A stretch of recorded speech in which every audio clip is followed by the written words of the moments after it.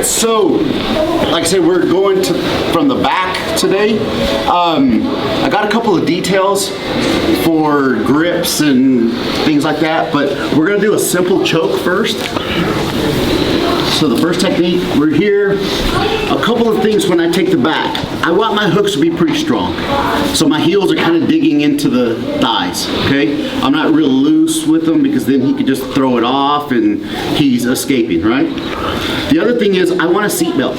One over, one under, and I want to attach my chest to his back. Boom. So if he moves anywhere, if he goes to the side, boom, I'm attached to him. It's like when we were in Mount last week, we were one unit, that's what I want. I don't want any space between my chest and his back, so I'm a backpack at this point, okay? So we're here, boom. Okay, a couple of details.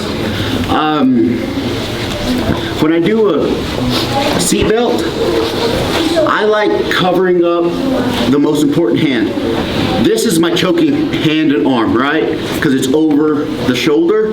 This one, I can't choke because the shoulder's in the way. So this is more of a stabilization arm, right? Control type arm.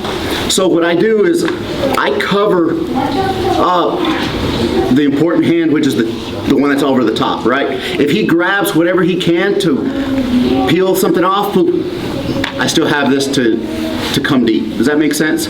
So I do this. I'm going to show you a different thing. I can grab this wrist as well, okay? Both hands or one, because his defense from me going deep into his collar is to block right there. That is a frame. He's not using strength, he's just keeping me away. Does that make sense? If he does it with the other hand, say I have this, boom, I still have some strength here. I can work my way up, or I can come out, come back in. Does that make sense? So his defense with this hand isn't as good as with this one when he's right there. Does that make sense? So for today, I'm gonna start with this grip right here, okay? Now, what I'm gonna do is my thumb is gonna go deep into his collar, as deep as I can go, okay? A lot of people will tuck their chin, right? What I'm gonna do is I'm gonna push this across his jaw, make him look to the side. Boom. What's he gonna have to do? He has to lift his chin up if he doesn't want that pressure on his jaw. Does that make sense? So down again. If I push the jaw where he looks to the side, to get rid of that pressure on his jaw, he's gonna have to pick his chin up. I'm right there. Does that make sense? So, you know, people that are really good at putting their chin down to defend, just make them look to the side. And then you could get it in there a lot easier, right, Mel? So I'm here. My thumb is as deep as I can go, okay?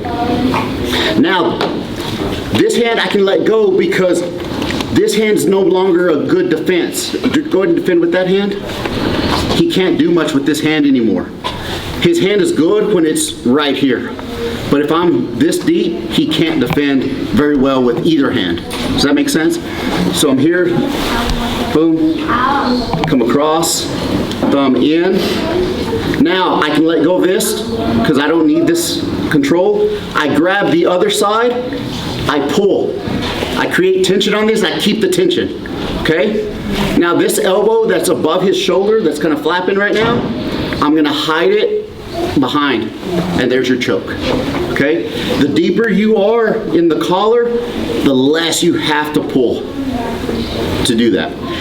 If the person's a lot bigger than you, and you need to get some more leverage, boom, pull to the side, I still hide my elbow, put my forearm on the mat, boom, right there, okay? So let me show it all at one time. So I'm here, boom, grab, come under, thumb deep, grab this down, and I keep this tension, then hide my elbow, and there's your choke. Does that make sense? So y'all want to try that? Any questions? We're good? Let's go. Ready? 1, 2, 3. All right, Coach Javier here. If you like this technique and any techniques like this, press like and subscribe.